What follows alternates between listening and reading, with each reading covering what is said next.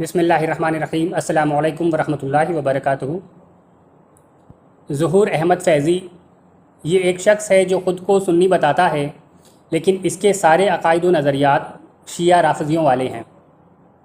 اس نے ایک کتاب لکھی ہے، کتاب کا نام ہے صلح امام حسن، اور اس کتاب میں اس نے حضرت امیر معاویہ رضی اللہ تعالیٰ عنہ پر خوب تنقید کی ہے اور تبرہ کیا ہے۔ اس کتاب میں اس نے اپنی کوشش کے مطابق بہت سارے دلائل کو جمع کیا ہے، اور اس کے دلائل ایسے ہیں کہ شیعوں کو اس کے دلائل پر بڑا ناز ہے۔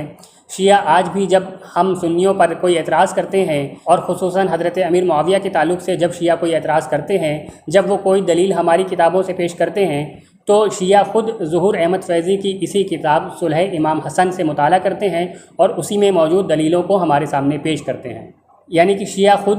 اس کی کتاب کو استعمال کرتے ہیں، اس کی کتاب کا سہارا لیتے ہیں، اور اس کی کتاب کے سہارے سے حضرت امیر معاویہ رضی اللہ تعالیٰ عنہ پر اعتراض کرتے ہیں۔ اس سے پہلے بھی اپنی بہت ساری ویڈیوز میں اس کے اعتراض کے جوابات دے چکا ہوں،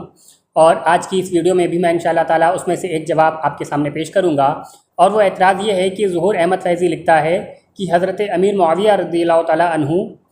حضرت ابو بکر صدیق اور حضرت عمر فاروق اعظم کے وقت سے ہی خلافت کی تیاری کر رہے تھے، یعنی وہ خلافت کو حاصل کرنا چاہتے تھے، اور یہی دعویٰ شیعوں کا بھی ہے کہ وہ خلافت حاصل کرنا چاہتے تھے اور خلافت کے لیے ہی انہوں نے جنگیں بھی کی تھیں۔ تو اپنے اس دعوے کے لیے وہ دلیل کیا لکھتا ہے، آئیے اس کی دلیل میں آپ کے سامنے پیش کرتا ہوں، اور اس کے بعد آپ کو اس کا جواب بھی پیش کروں گا۔ ظہور احمد فیضی اپنی کتاب صلح امام حسن کے صفحہ نمبر 63 پر نعیم بن حماد کے حوالے سے لکھتا ہے کہ وہ اپنی کتاب الفتن میں صفحہ نمبر 128 پر لکھتے ہیں، محمد بن سیرین رحمۃ اللہ علیہ بیان کرتے ہیں کہ اللہ کی قسم میں سمجھتا ہوں کہ معاویہ رضی اللہ عنہ سیدنا ابو بکر صدیق اور سیدنا عمر فاروق اعظم رضی اللہ عنہما کے دور میں ہی خلافت کے لیے تیاریاں کر رہے تھے۔ اسی طرح ایک اور روایت اسی صفحہ پر لکھتے ہیں، حضرت عمر فاروق اعظم رضی اللہ عنہ فرماتے ہیں صحابہ کرام سے کہ اے نبی صلی اللہ علیہ وسلم کے صحابیوں، آپس میں اتحاد رکھو، اگر تم نے ایسا نہ کیا تو خلافت کے معاملے میں عمرو بن عاص اور معاویہ بن ابی سفیان تم پر غالب آ جائیں گے۔ تو یہ اس کی دلیلیں تھیں جو میں نے آپ کے سامنے پیش کر دیا نعیم بن حماد کے حوالے سے، جو کہ انہوں نے اپنی کتاب الفتن میں لکھی ہوئی ہیں۔ اول تو آپ نے یہ دیکھ لیا کہ ظہور احمد فیضی کا جو عقیدہ اور نظریہ ہے وہ بالکل وہی ہے جو شیعہ رافضیوں کا ہے۔ شیعہ رافضی بھی یہی دعویٰ کرتے ہیں اور ظہور احمد فیضی بھی یہی دعویٰ کرتا ہے۔ اب ان کی جو دلیل ہے نعیم بن حماد کی کتاب الفتن کے حوالے سے، آئیے اس کا جواب میں آپ کے سامنے پیش کرتا ہوں۔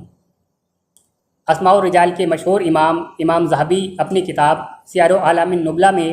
جلد نمبر 10 صفحہ نمبر 608 پر اس کتاب کے بارے میں تبصرہ کرتے ہوئے لکھتے ہیں، امام ذہبی کہتے ہیں کہ کسی کے لیے بھی یہ جائز نہیں ہے کہ وہ نعیم بن حماد کی کتاب الفتن سے احتجاج کرے، اس سے دلیل پکڑے، کیونکہ انہوں نے یہ جو کتاب لکھی ہے کتاب الفتن، اس میں انہوں نے بہت عجیب و غریب اور منکر روایتوں کو بھرا ہوا ہے۔ تو آپ نے دیکھ لیا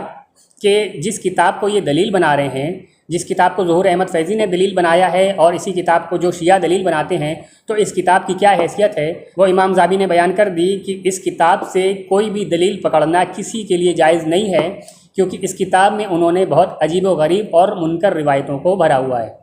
تو جیسا کہ ہم اس سے پہلے بھی بتا چکے ہیں کہ کبھی بھی شیعہ رافضی اپنے مطلب کے لیے، اپنے عقائد و نظریات کو ثابت کرنے کے لیے کوئی صحیح دلیل پیش نہیں کر سکتے۔